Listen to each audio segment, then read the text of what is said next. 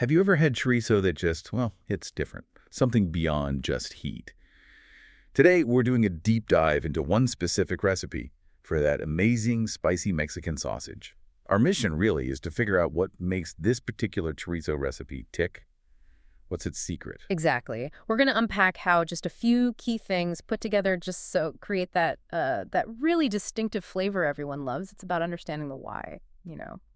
And maybe, just maybe, you'll want to try making it yourself after this. Okay, let's get into it. The foundation, obviously, is the meat. This recipe says 5 pounds of ground beef, or you could do a mix, like half beef, half pork, 2.5 pounds each. But step one throws a curveball, doesn't it? A whole cup of white vinegar mixed right into the meat. That seems odd.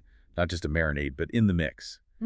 What's that doing right at the start? Yeah, that's a great place to start because it's actually, well, it's crucial. That vinegar isn't just for tang. It does this kind of mild curing thing. It starts breaking down the meat fibers just a little, and that is key for getting that signature chorizo texture, tender but also kind of crumbly. Plus, it sets up the flavor base. Without it, honestly, it wouldn't be the same chorizo. Okay, texture and flavor prep. Makes sense when you put it like that. So after that vinegar step, we get into the more expected flavor builders. Right. The aromatics come next. You've got 4 teaspoons of salt, 3 tablespoons of oregano, quite a bit, and then, wow, a whole head of crushed garlic. That's what, about 8 cloves? A good A amount. whole head, okay. Yeah, don't skimp on the garlic here. That's building that deep, savory background note for the whole thing. Got it. Vinegar for texture, garlic and oregano for that aromatic base. And then we get to the main item, right? The chile, the thing that screams chorizo. Yeah. And this recipe, it's interesting. It uses 2 different forms. First up, an 8-ounce package of red chile powder. You need that in gradually. And then 1.5 quarts of very thick red chile puree, also needed in.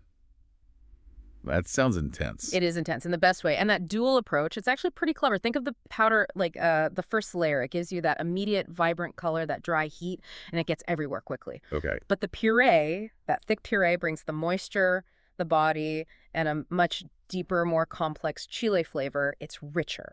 So it's about layering the chili character. Exactly. It's building flavor. And the key thing here for both chili stages is the kneading. You really have to get in there and work it, make sure everything is totally combined. No streaks. Right, got to distribute everything evenly. Precisely.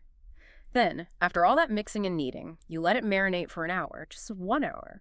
Then drain off any extra liquid that might have come out, and boom, it's ready. You can refrigerate it or freeze it for later. And the recipe description makes your mouth water just thinking about it.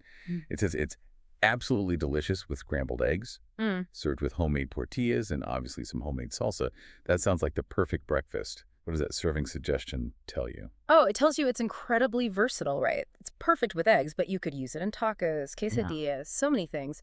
And what strikes me about this whole recipe, looking back, is how these, well, seemingly simple steps and specific amounts create such a really profound depth of flavor. It's not complicated, but it's precise. Understanding why the vinegar, why the 2 kinds of chile, it just deepens your appreciation for dishes like this. Absolutely. Makes you really think about the craft behind it. So wrapping this up, what does this all mean for you listening? Maybe think about how that precision, the exact amount of vinegar, those 2 specific forms of chili, takes something simple and makes it iconic. How could paying attention to those kinds of details, that level of intention, maybe inspire your own cooking adventure, something to chew on?